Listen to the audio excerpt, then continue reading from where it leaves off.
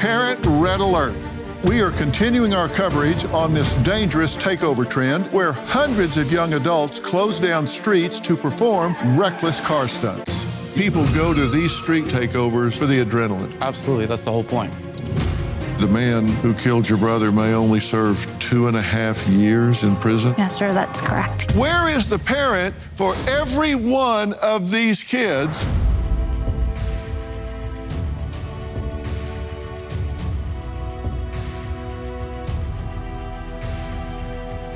Tonight, we are continuing to discuss a topic that I believe is a parent red alert. A few months ago, we covered a shocking new trend law enforcement calls a takeover, an event organized on social media with the sole intention of gathering as many teens and young adults as possible in order to literally take over city and suburban streets, parks, malls, and houses to party in for profit.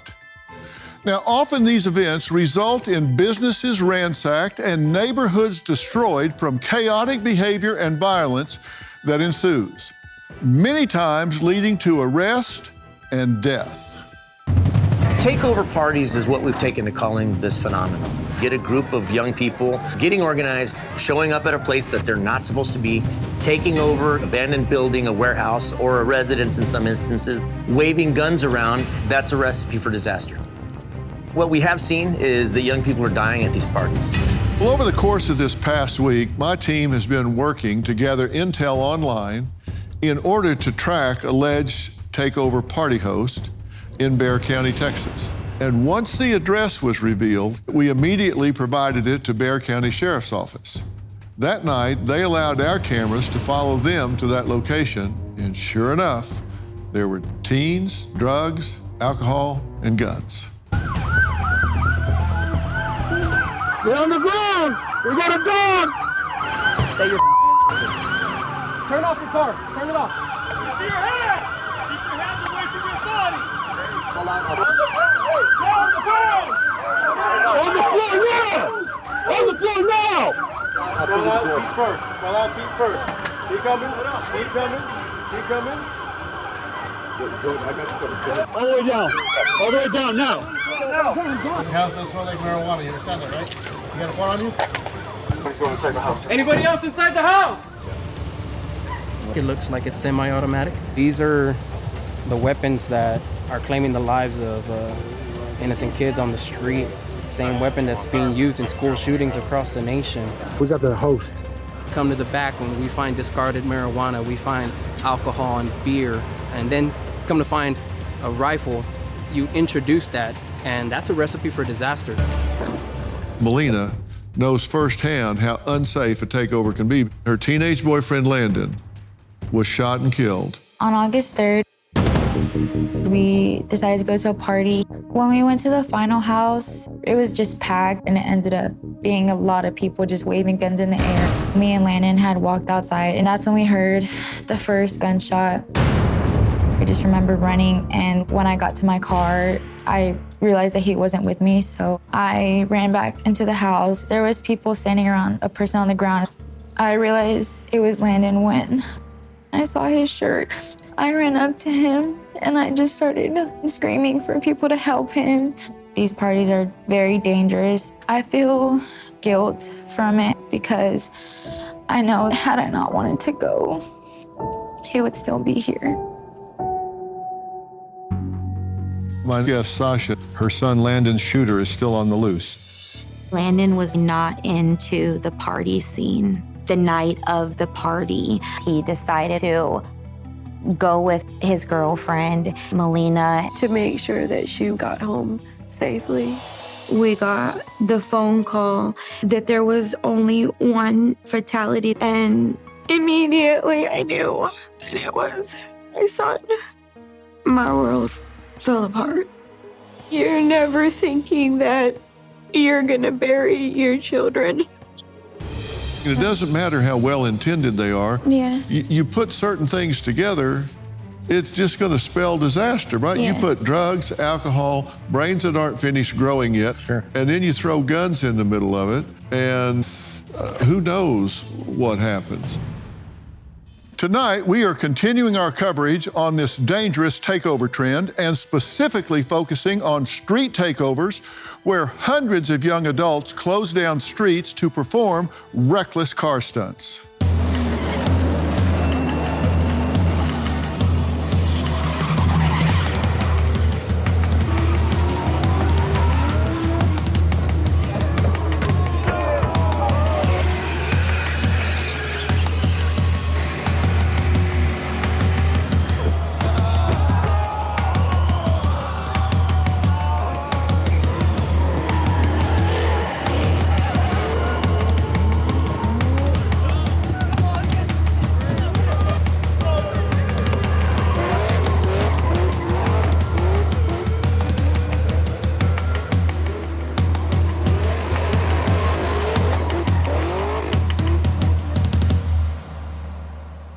If I had a soapbox, I would climb up on it right now, because what you were just looking at here are these teens just taking over a street, taking over an intersection. The police show up and they swarm and attack the police car. They're kicking the police car, trying to kick the windows out of the police car. Let me tell you something, guys. Enough's enough and too much is too much. You've heard me say, and maybe it sounds old-fashioned, but the backbone of this country, the backbone of any society is the family. It's the family unit. And when I look at something like you were just looking at here, with these kids out swarming this intersection, climbing up on, kicking a police car, trying to kick the windows out of a police car, you know what my first thought is? Every one of those kids has a parent somewhere. Where is the parent for every one of these kids? And what in the world is going on that that kid has been raised in such a way that he thinks that's okay? Because you know who's in that police car? In that police car is a man or a woman who gets up every morning and puts on a uniform and steps out into the world to stand in the gap to keep you and me safe. Every single day. And then they show up where something like this is going on and they're swarmed and attacked by a bunch of teenagers. Where are their parents? Does that occur to y'all when you see that? Where is their parents? Were these kids raised by wolves? And if you don't know that your kid's out trying to kick the windows out of a police car, let me tell you something. It's your job to know. And I've done some shows recently involving school shooters. And you remember the school shooter, Ethan Crumley, up in Michigan. They prosecuted the parents. You know why? Because the parents enabled the child. And the child went out and did something tragic. And when they checked back, the parents were recklessly, negligently inattentive. So if you're watching this, you need to know where your kids are and what you're doing. My first guest, Eli, is a household name here in Texas when it comes to hosting legal car events. I didn't say illegal, I said legal. He says he understands what draws the younger generation to illegal street takeovers because he was once drawn to them himself.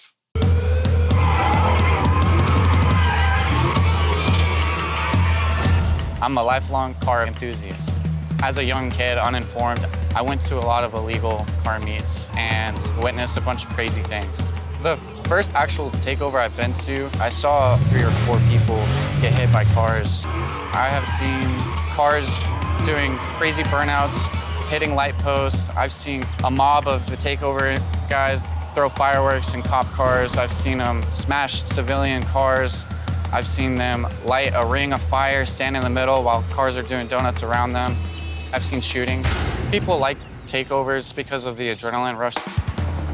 After seeing how unorganized they were, that's really what made me want to start hosting my own events. The first time I hosted an unpermitted event, maybe 50 cars came. Within 6 weeks, we had 500 cars.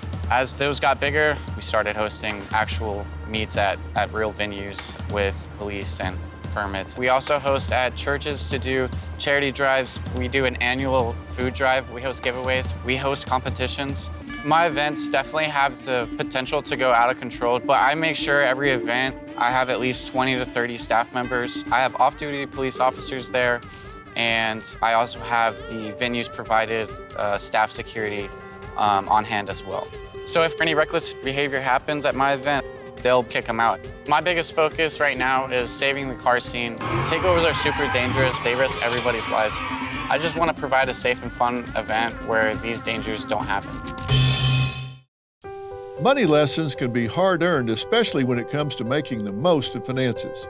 Keeping all savings in one place may seem smart, but it doesn't allow money to grow effectively. Well, today's episode sponsor, Acorns, is here to help. Acorns is a financial wellness app that makes it easy to start saving and investing for your future. You don't need to be an expert. Acorns will recommend a diversified portfolio that matches you and your money goals. You don't need to be rich. Acorns lets you get started with the spare money you've got right now, even if all you've got is spare change. It only takes 5 minutes to set up an account. So take that first small, simple step to getting your money back on track. Sign up now and join the over 13 million all-time customers who have already saved and invested over $22 billion with Acorns. Head to acorns.com/Dr. Phil or download the Acorns app to get started right now. Paid non-client endorsement. Compensation provides incentive to positively promote Acorns. Tier 1 compensation provided. Investing involves risk. Acorns Advisors, LLC, an SEC-registered investment advisor. View important disclosures at acorns.com/Dr. Phil. Well, Eli, thank you for being here and talking about this. Now, you say people go to these street takeovers for the adrenaline. You know, they're wanting that rush, right? They're wanting to get almost getting hit by a car or running from the police when they show up and everybody has to scatter. Absolutely, that's the whole point. So how many of these did you go to before you grew the rest of your brain and decided not to be an idiot? Yeah, so I've never attended a street takeover where you take over an intersection or anything like that. I started attending unorganized car meets where you go to a parking lot and you just find an address on Instagram and you just go. And then you see a bunch of cars you like. But seeing how unorganized those were made me want to kind of host my own. I didn't see any effort being put into them, any organization put into them. And then I saw on Instagram shortly after I started hosting little car meets, 20, 30, 50 cars. I started seeing street takeovers everywhere on the news, on Instagram. Every 3 reels, I'd get one takeover video just because I like cars. Mm-hmm. And I would see, you know, police cars getting lit on fire, fireworks being lit in police cars. Yeah. And you've seen cars doing donuts inside a ring of fire and all that kind of stuff. Absolutely. I've seen it all. I mean, it can look like a lot of fun. And why not do it where it's not illegal and there's some safety involved in it? Absolutely. And we're going to talk about that. You've seen people get smashed between cars? Yeah, so I went to what they call a legal pit. I like the movement, what they're trying to do. A lot of the legal pits that you see around, I don't see it being actually legal. They just find an owner of a piece of concrete to allow them to come out and they'll sell tickets. But they'll get 500 people surrounding, a few cars doing donuts. And I decided to attend one and just to see how it all plays out. I wanted to feel the adrenaline of a takeover, and I wanted to see what the hype was all about. So I went, I parked my car, and as I was walking into the pit, is what they call it. The pit is the 500 people standing around, and then the 2 cars doing donuts in the middle.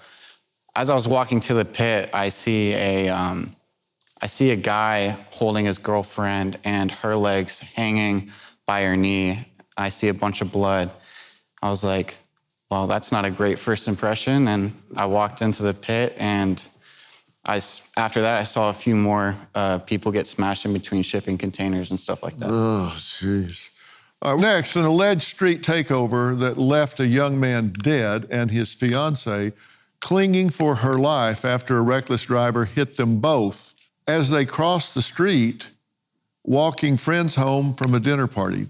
That's where it gets out of control. We're going to meet the fiancé and the young man's sister because they were just taking a walk. We'll be right back.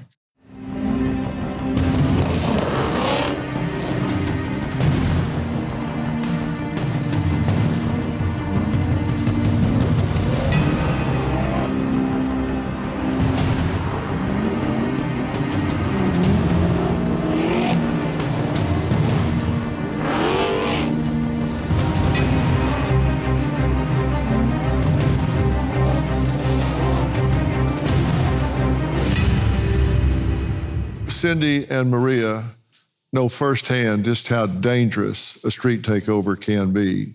Maria says what started out as a fun night hosting a dinner party for friends ended up with her in a coma and her loving fiance, Raymond, dead. Maria says while crossing the street, she and Raymond were run over by a young man allegedly leaving a street takeover.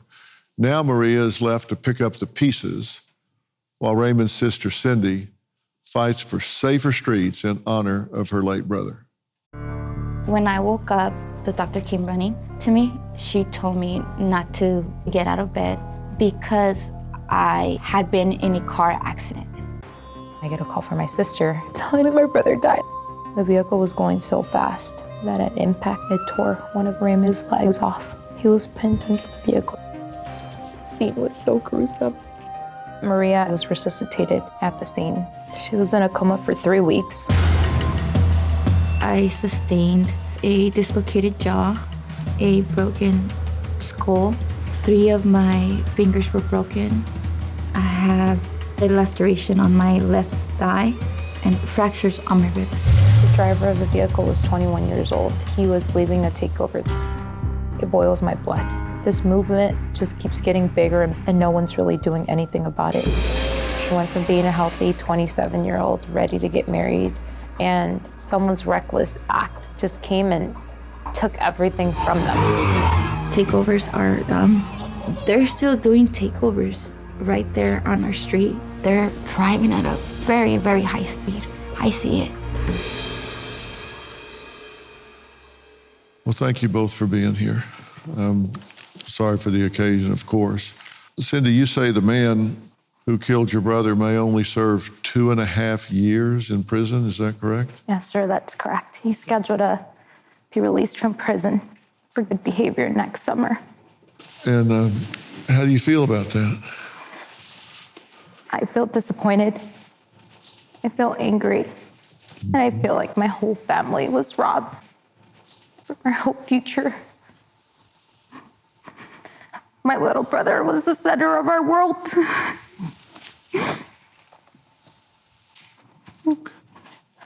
Our lives are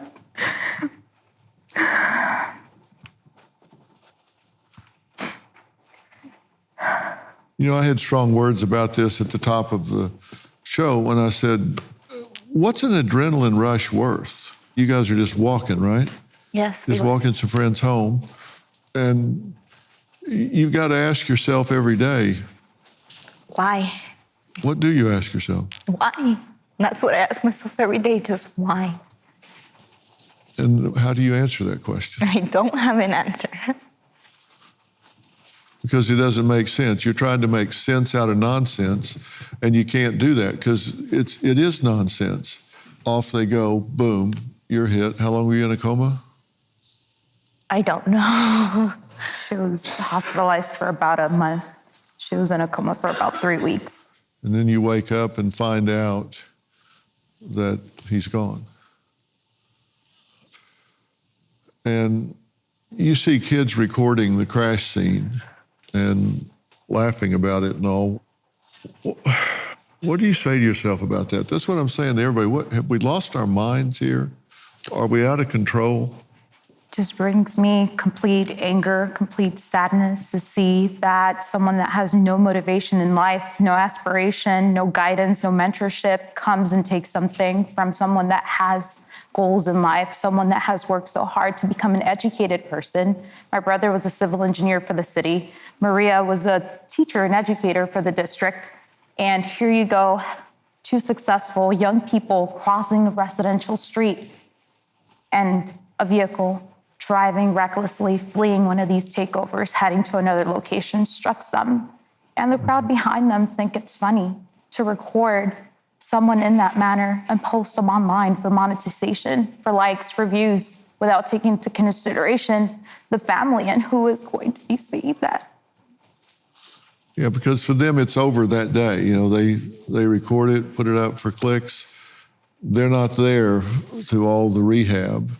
They're not there through all the grief. They're not there for all the things that you guys are having to go through.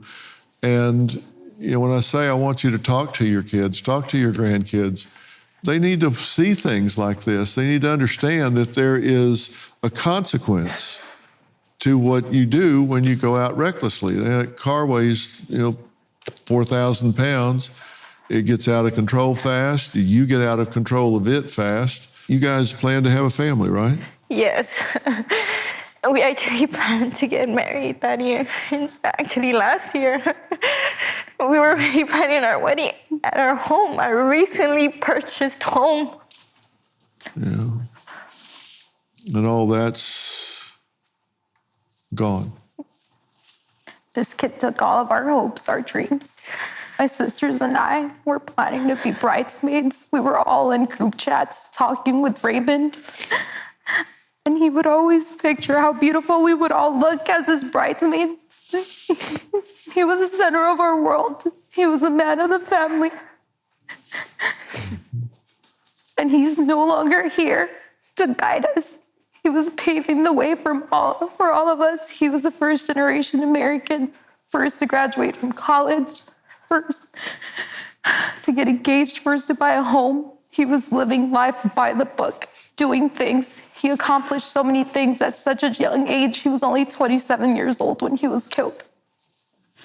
It's absolutely tragic. And so you're doing advocacy work to stop street racing, to stop these takeovers. Yes, sir. I've been mentoring parents. I'm a mother myself. I'm a single mother, and I know what sacrifices we have to do to be able to put food on the table and provide. However, when we indent core values, principles, morals, we have that open line of communication with our children.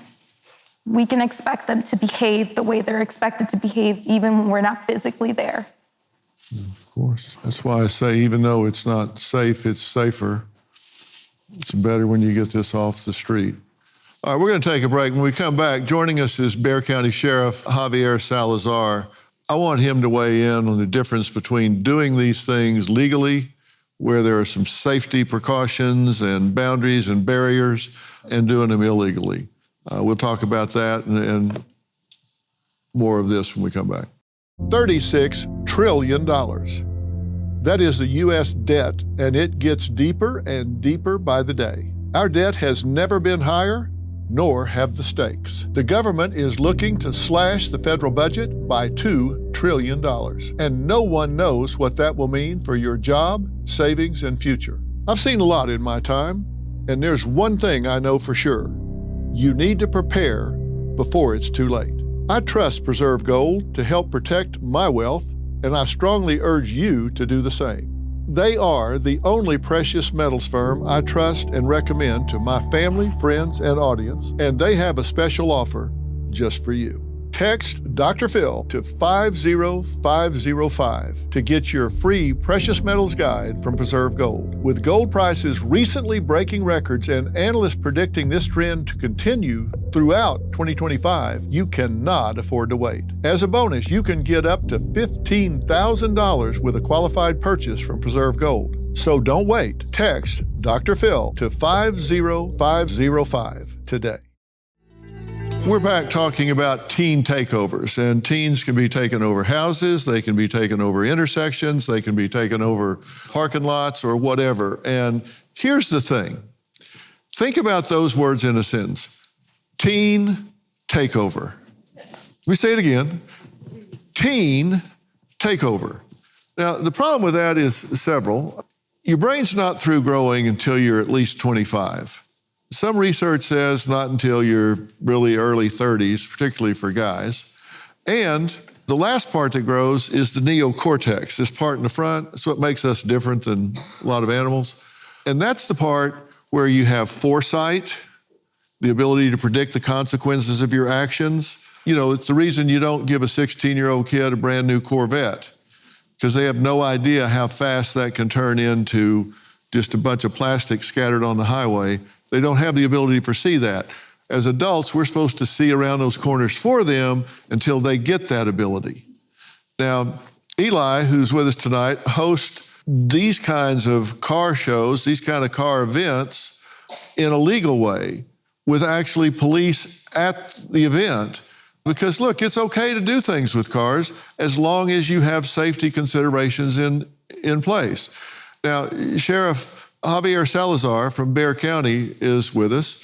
Sheriff, there's a huge difference between doing these with adult supervision, with police there that are trained to drive at high speeds, unusual situations and circumstances, and can figure out what needs to happen in order to have enough safety boundaries for people around. What's the difference in terms of predictable outcome between safe versus a bunch of kids getting in a parking lot or on an intersection somewhere? Well, let me just say with these events, safer doesn't necessarily mean safe. Right. We've all seen the stories where these things start out legal and then safer, and it still turns, goes heads south.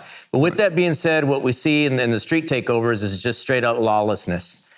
They get out there, again, a lot of times alcohol and drugs are involved, many times firearms are involved, and the bravado that goes along with that. And they feel compelled to get out and let's see what else we can get away with. And then, well, that group over there did this. Let's see what else we can get away with. And it's just one-upsmanship to the point where now you're just placing people in danger for their lives.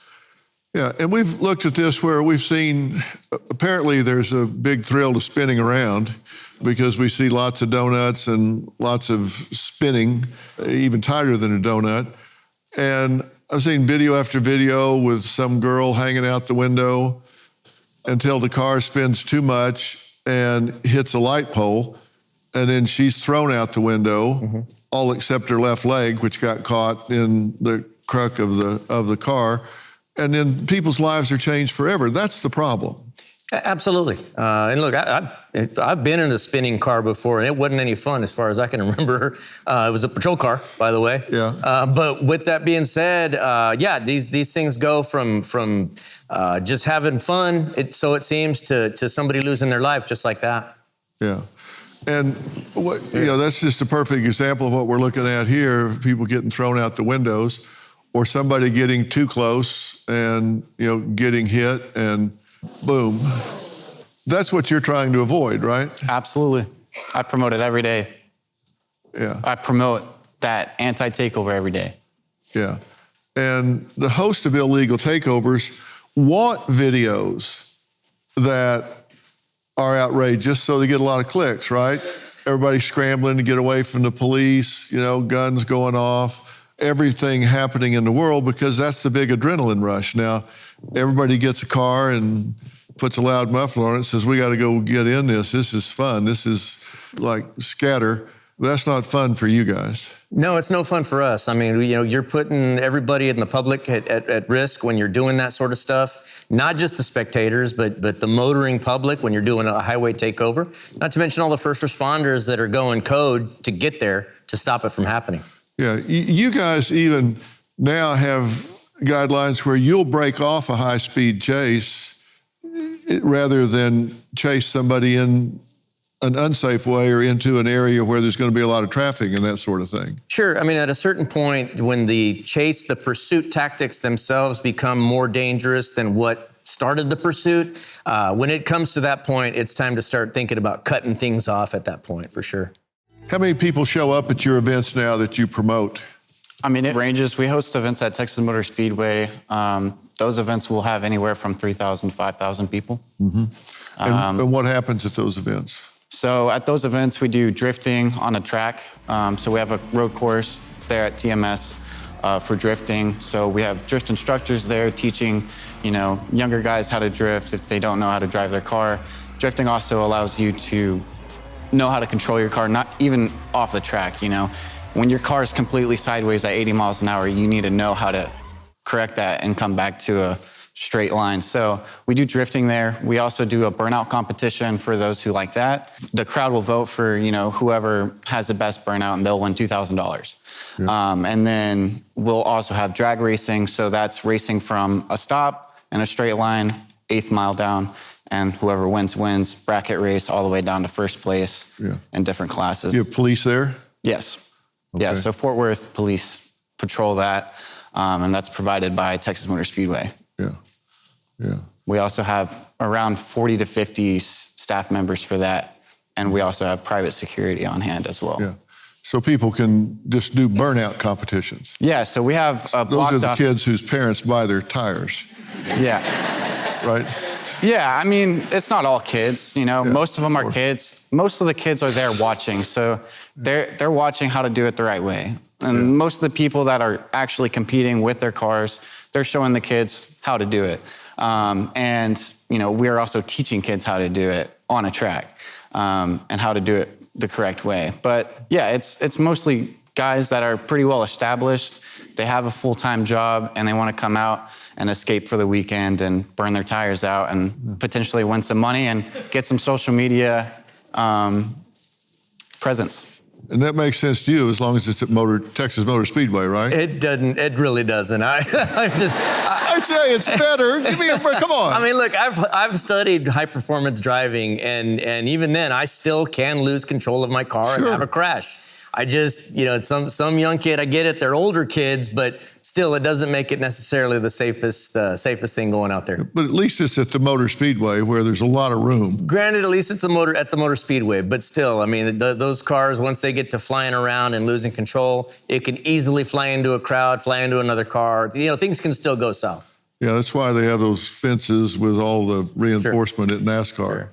I drove the pace car a couple of months ago, and it's a big, wide track, but you get going really fast on those banks, it can get out of control. I didn't, but you can. When we come back, we're going to add someone to the conversation, a retired cybercrime detective who travels the country training students on how to properly report takeovers and other crimes that they see online. This is going to be important to hear, because when you see it, what do you do? Because, I mean, they have millions of posts every day. This stuff just goes up all the time.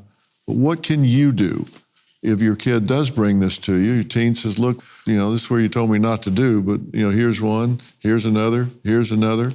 What do you do about all that? We're going to get his advice right after the break. So I'm adding to the conversation a retired cybercrime detective who had a 30-year career in law enforcement, was a member of the United States Secret Service Computer Crimes Task Force, and is currently a deputy with Putnam County Sheriff's Office in Tennessee. Now, he travels the country, really raising awareness and teaching students how to properly report dangerous activity that they see online. So please welcome Detective Rich Wistocki. Thank you so much for being here. Thank you, Dr. So when they see this, there are things that they can do. What's number one? So number one, when I train kids and parents what to do with these types of things, a lot of times they just will delete it, they'll report it. But number one, we need to be able to take screen captures of everything. Okay. The chat, the profile, the pictures, the videos, anything that the poster's putting out, we need to take screen captures of that. Because it could go away. Yeah, it can go away. Yeah. They can delete it. Yeah. And then second, you say provide gamer tag, user ID, email address, phone number. What do you Yes, mean? because a lot of these are put out on social media, on gaming platforms like Roblox, Minecraft, Fortnite. So we want to have either the gamer tag, the user ID, the text message from the phone number that they make, or the email that's sending it out. Any one of those four or a combination of those four, we need to have that information to do an investigation. All right. And what do you do with that info? So what we do with that, law enforcement has portals. So we have special design portals just for law enforcement that are credentialed, and we can talk straight to the social network, and they give us the information once we give them due process, whether it's exigency, whether it's a search warrant or a subpoena. Okay. All right. Number three, you said do not report it to social network because it just goes into a long, big stack. Yeah, so what happens with that, here's what I tell my parents and students across the country. If you're going to report it to the police, do not report it to abuse, because what happens is when you report it to abuse first, right, it goes into a queue where their security team will examine it for TOS, terms of service. So if it violates the terms of service, that account may be deleted. Well, then when you report it to the police, the patrol officer will take the report, it goes to investigations. That could take a week to 10 days. Then once the detective goes and does preservation, subpoena, or search warrant, they've already deleted it. But if you're not going to report to police, by all means, always report it to abuse. You say write a detailed written statement about what happened. Yes. So I want the person who is viewing it to write down exactly what happened, who sent it, and how it made them feel, because in law enforcement investigations, we cannot be alarmed and disturbed according to the Supreme Court. But if I have a victim reporting to us that they're alarmed and disturbed for these reasons, that can go into a search warrant that we're going to serve on the social media to find out what these people are up to. Okay. And then you say print everything and put it on a flash drive. Why? Right. So I want them to, everything that we told them to grab, we want them to print it out and put it on a flash drive. The reason why we need to put it on a flash drive is because of those portals. The social networks are going to require law enforcement to upload what the threat is, to upload what the danger is. So taking those screenshots in digital form, putting in our computers and uploading them into the platform, then they have it immediately. So if somebody sees that and reports it, can they get to this fast enough before something happens? Because usually this drops really quick, right, Sheriff? Yes, sir, absolutely. Yeah, they'll put it out. Here's what the ECPA says, the Electronic Communications Privacy Act. If death or great bodily harm is about to happen or happening now, within reasonable amount of time, which means about 2 hours, and we do this with school shootings too, school shooting threats, within about 2 hours, we can identify where the person is, who's posting it. Within 2 hours? Within 2 hours. And then you activate local law enforcement? Absolutely. My final thoughts about all this after the break. Well, tonight we've been discussing the tragic consequences of teen and young adult trends that law enforcement calls a takeover.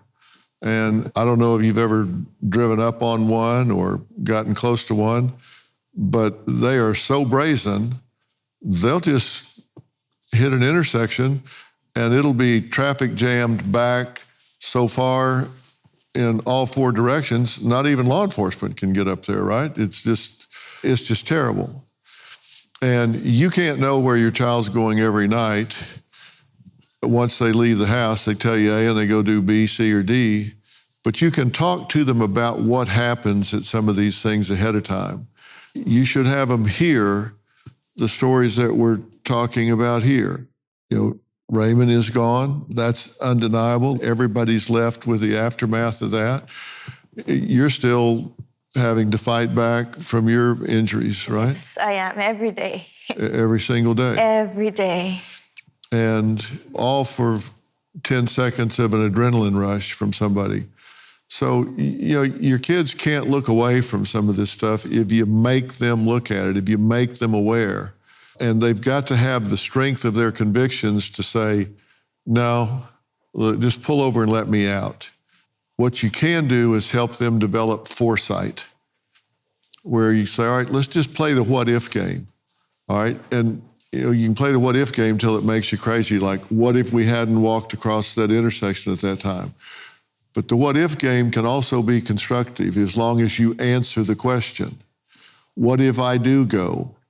What if somebody is hit by a car? What if I'm implicated in it? What if it changes my whole life? What if I go to jail? Answer those questions, and maybe your child will take pause and say, you know what? The risk-reward ratio is just not good for me. But the only way you're going to affect that is you sit down and have that conversation with them. And they might roll their eyes, say, oh, Mom, come on. Oh, Dad, come on. But they're going to hear it. And you need to teach them, it's what we refer to as critical thinking, how to think their way through this, because they don't come to it naturally at that age. You got to teach them how to think their way through. Let's just project ahead. Let's say if this happens, then that happens, then this happens. And it sticks with them. The whole goal of any discipline is that it ultimately becomes internalized and becomes self-discipline. And that's true whether you're dealing with a 2-year-old, 12-year-old, 18-year-old, whatever. You hope they internalize it and it becomes self-discipline. Maybe if somebody had had that conversation, maybe you two wouldn't be sitting here tonight. And maybe using this as an example will save somebody else from filling that chair next year. Let's just pray that's true. I want to thank all of my guests tonight, and a special thanks to Sheriff Javier Salazar and the Bexar County Sheriff's Office for all their assistance on tonight's episode. Also want to thank you, Detective, so much for being here and talking about these things. And the 5 points that he talked about will be on our website, drphil.com. so you can see what to do. Before we go, we want to take a brief moment of silence as we honor Raymond, who was such a wonderful young man with so much going for him, who was taken much too soon.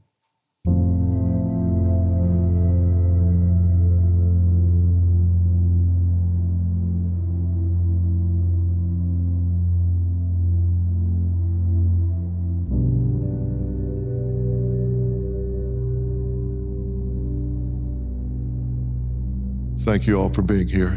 Good night.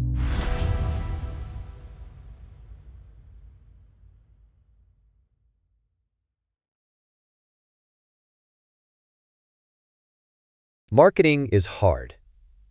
But I'll tell you a little secret. It doesn't have to be. Let me point something out. You're listening to a podcast right now, and it's great. You love the host. You seek it out and download it. You listen to it while driving, working out, cooking, even going to the bathroom. Podcasts are a pretty close companion.